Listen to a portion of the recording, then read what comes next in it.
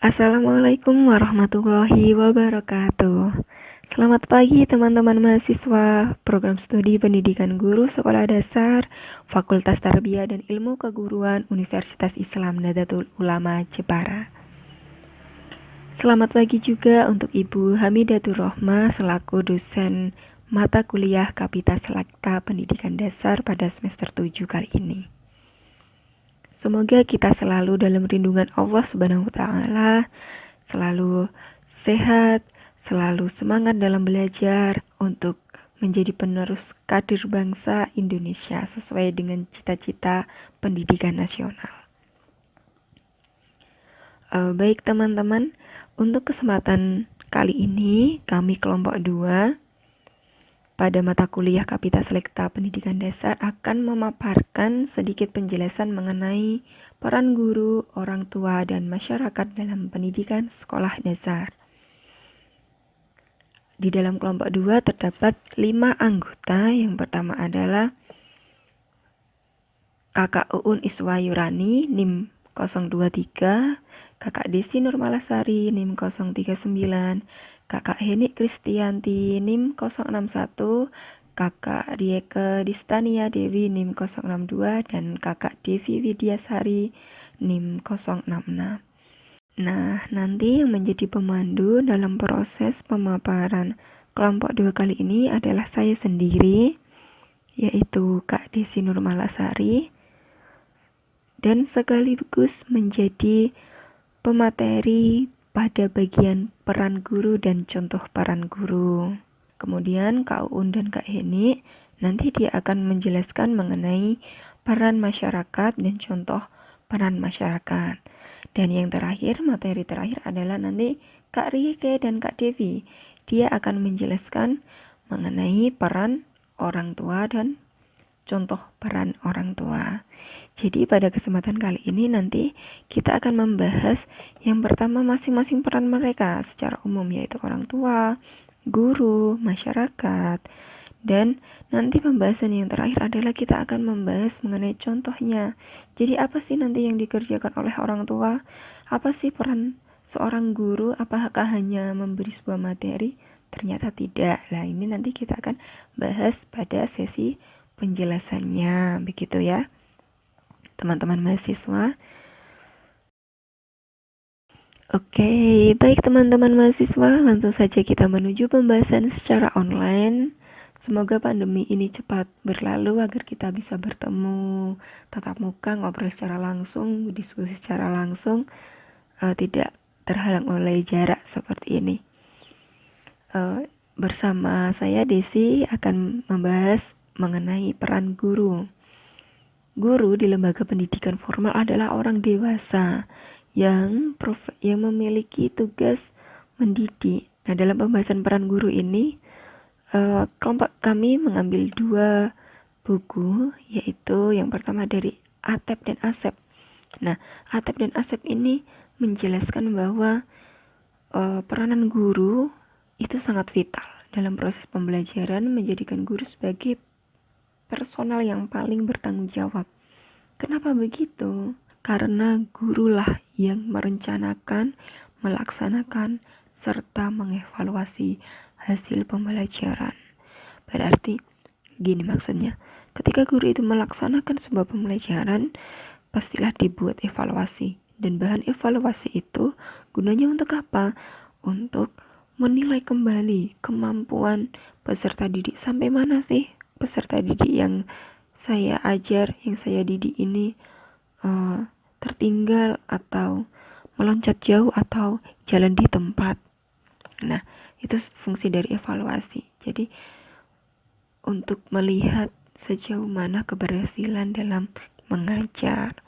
Kemudian setelah kita mengutip dari Atep dan Asep tahun 2018, kami juga mengambil bukunya Anissa tahun 2017, yaitu halaman 52 hingga 54 kami kutip di sini. Dalam buku Anissa terdapat argumen dari Mawarti dan Yoga Guntur Saputra. Dia di sini mereka mengungkapkan bahwa ada beberapa peran guru profesional yaitu ada 3. Yang pertama adalah peran guru profesional dalam berbangsa dan bernegara, peran guru profesional dalam pendidikan formal, peran guru profesional dalam pendidikan informal. Nah, mari kita bahas yang poin pertama, yaitu peran guru profesional dalam berbangsa dan bernegara. Kenapa kok guru memiliki peran profesional dalam berbangsa dan bernegara ya? Kenapa ya teman-teman mahasiswa kira-kira? Ya karena di sini bangsa Indonesia dia memiliki harapan agar setiap generasi yang tercipta itu dia memiliki rasa cinta tanah air, sikap rela berkorban demi bangsa dan negaranya, mengepentingkan kepentingan umum daripada pribadinya, mengutamakan kepentingan masyarakat dan keluarganya. Hal inilah yang harus ditanamkan pada peserta didik sedini mungkin, sehingga jika besar kelak dapat menjadi generasi pembangun negara. Jadi kita dididik untuk memiliki rasa tanggung jawab dan cinta tanah air sedini mungkin dari keluarga, masyarakat, hingga bangsa kita. Begitu teman-teman mahasiswa.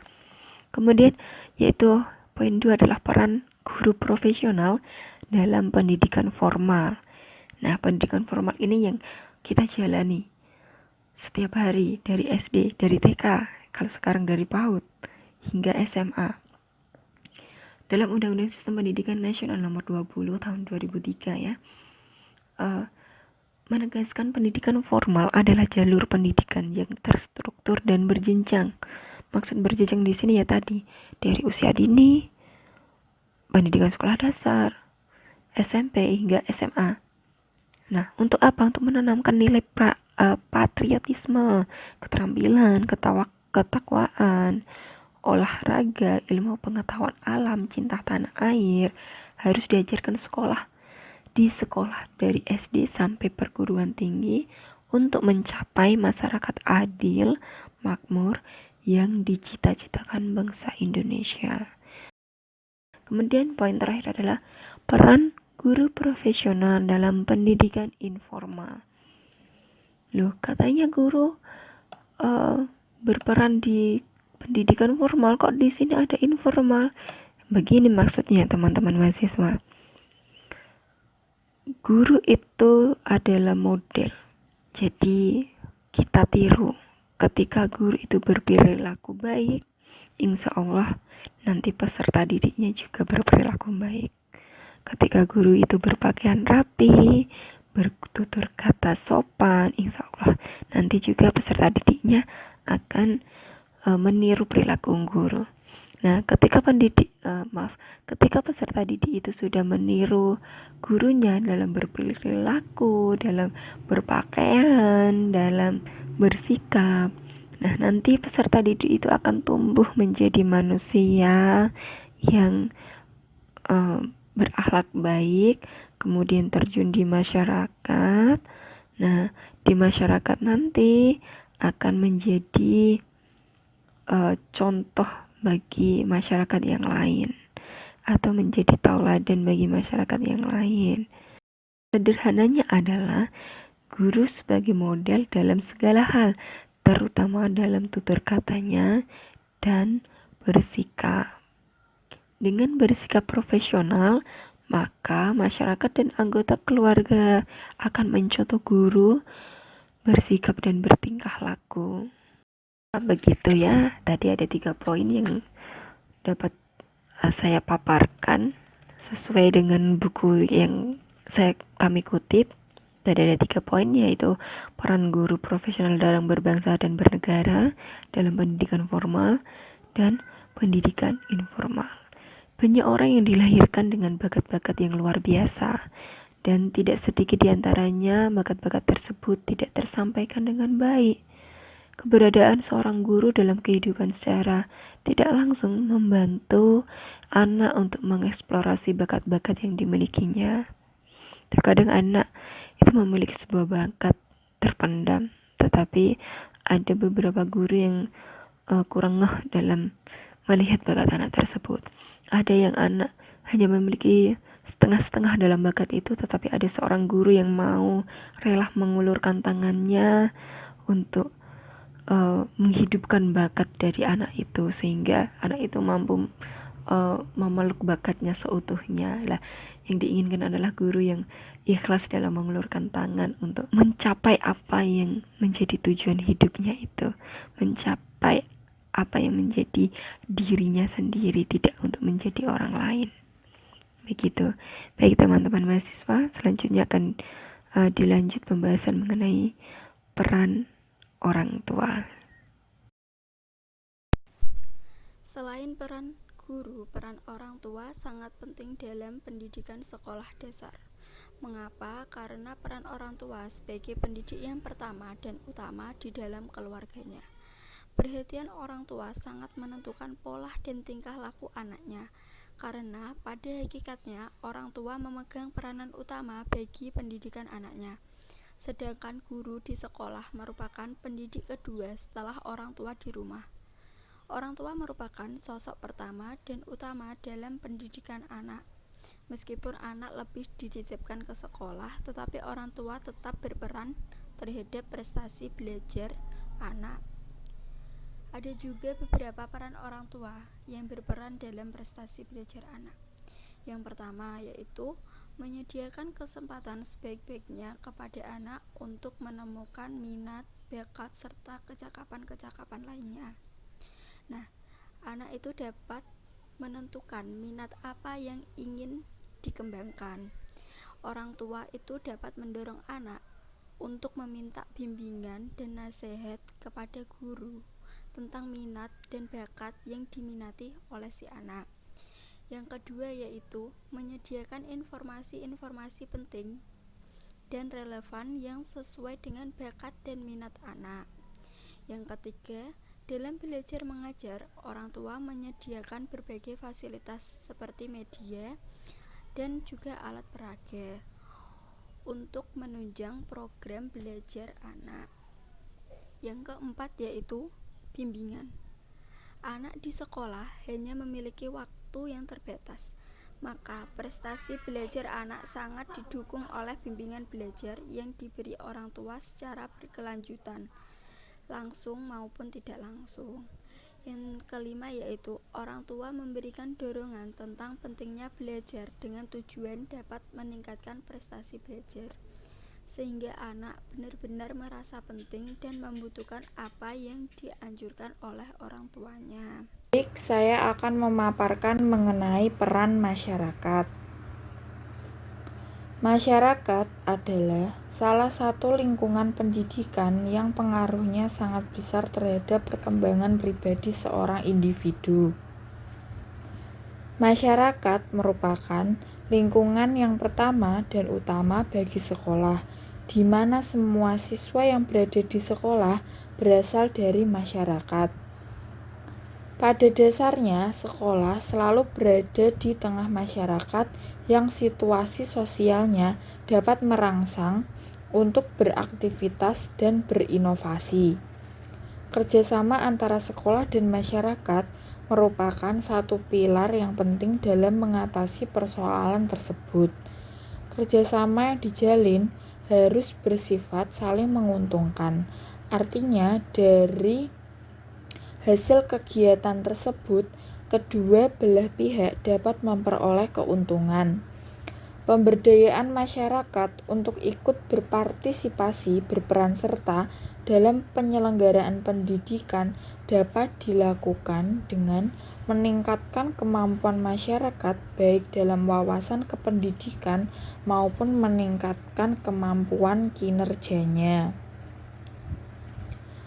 Nah, anggota masyarakat yang ikut berperan dalam penyelenggaraan pendidikan hendaknya bersifat sukarela, karena sadar akan adanya keharusan untuk terlibat dalam kegiatan penyelenggaraan pendidikan untuk memupuk kemampuan berinovasi sebagai persiapan untuk menyongsong masa depan yang harus dilakukan secara kolektif oleh segenap lapisan masyarakat. Jadi, sukarela di sini artinya tidak ada paksaan dari pihak manapun. Dari penjelasan peran masyarakat,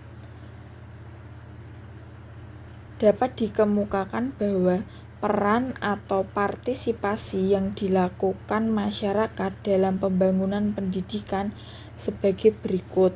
Yang pertama, tersedianya waktu yang cukup dan saling pengertian. Yang kedua, memiliki kemauan dan kemampuan berpartisipasi. Yang ketiga, terjadi komunikasi timbal balik antara partisipan. Yang keempat, adanya kebebasan dalam berpartisipasi serta memiliki teamwork yang didasari kebersamaan. Yang kelima, terorganisasi dengan baik serta bermakna bagi masing-masing pihak. Oke, teman-teman mahasiswa, kita sudah membahas mengenai peran guru, orang tua, dan masyarakat dalam pendidikan sekolah dasar. Begitu pentingnya ketiga peranan tersebut memiliki peranan masing-masing dan memiliki harapan untuk mencetak generasi yang unggul sesuai dengan visi misi pendidikan nasional. Guru tadi berperan dalam dunia formalnya, dalam dunia pendidikan formalnya. Orang tua tadi berperan aktif dalam keluarganya karena memang peserta didik itu tumbuh dan berkembang pertama kali adalah dari keluarga, dan pastinya adalah yang paling utama adalah orang tua. Kemudian masyarakat, karena peserta didik itu dia belajar hanya kurang lebih setengah hari di sekolahan, kemudian lebih banyak digunakan di rumah, dan beberapa hal pasti peserta didik bertemu dengan masyarakat. Makanya masyarakat juga memiliki peranan penting untuk membiasakan peserta didik di lingkungan masyarakat itu. Selanjutnya bersama saya lagi, Kak Desi Nurmalasari, akan membahas mengenai contoh peran guru dalam pendidikan sekolah. Sesuai dengan Undang-Undang Sistem Pendidikan Nasional, bahwa peran guru tidak hanya sebagai penyaji materi, namun lebih dinamis dari itu. Apa kira-kira ya? Ada 5 poin. Yang pertama adalah model.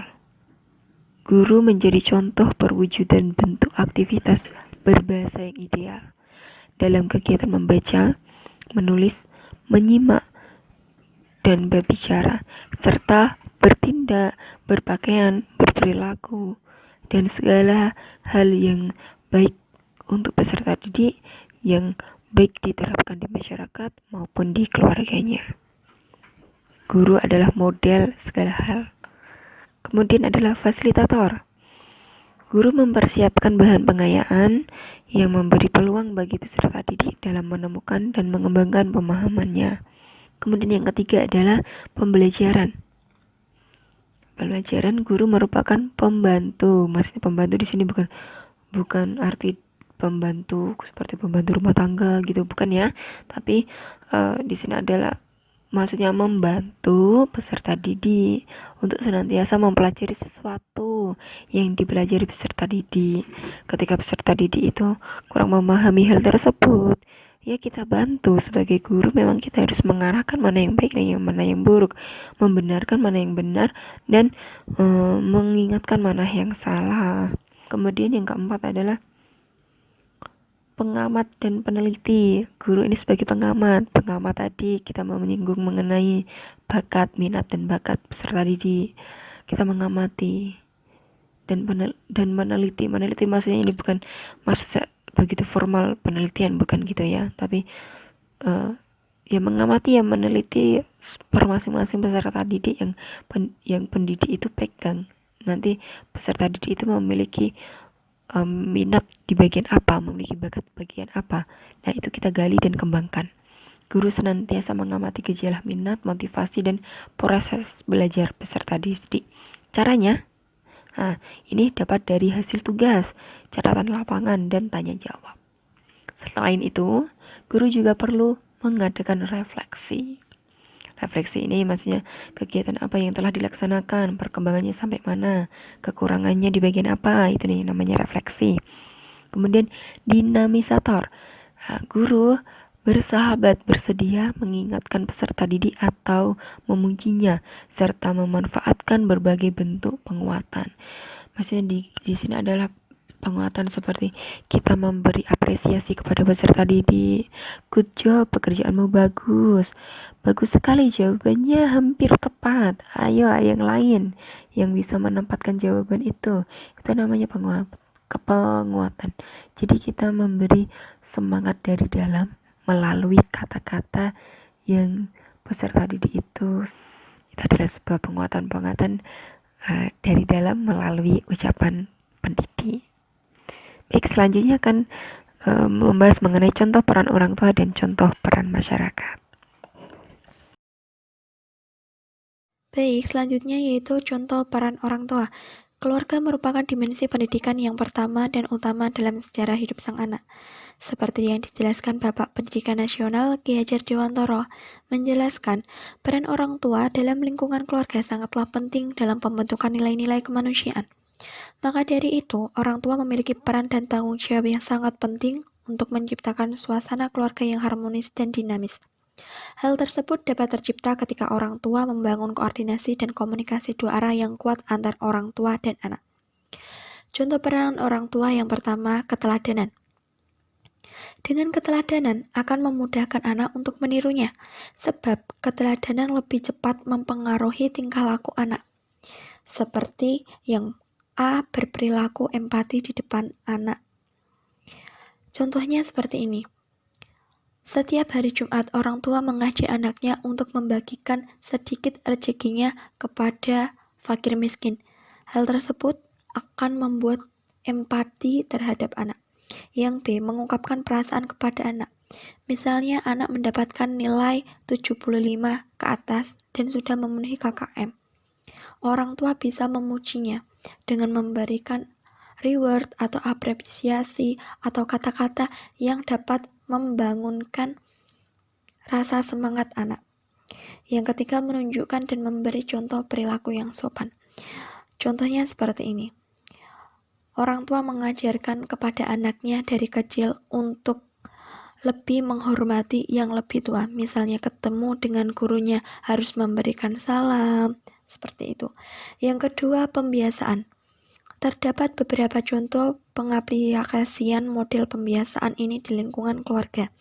Antara lain yaitu membiasakan mendengarkan anak dengan empati. Selanjutnya, membiasakan menumbuhkan kepekaan anak. Yang C, membiasakan anak bertemu dengan sanak saudara. Dan yang terakhir, membiasakan memberi nasihat. Yang selanjutnya kita akan membahas tentang contoh peran masyarakat dalam pendidikan. Masyarakat merupakan stakeholder pendidikan yang berperan penting untuk keberhasilan pendidikan. Dukungan masyarakat mempunyai berbagai bentuk, misalnya pada bidang fisik dan materi. Masyarakat membantu untuk pembangunan gedung, merehab sekolah, dan lain-lain. Sedangkan pada bidang edukatif, masyarakat memiliki peran, yaitu untuk menjadi guru bantu, menyumbang informasi lain, menjadi guru pengganti, mengajar kebudayaan setempat, keterampilan tertentu, atau sebagai pengajar tradisional atau budaya tertentu.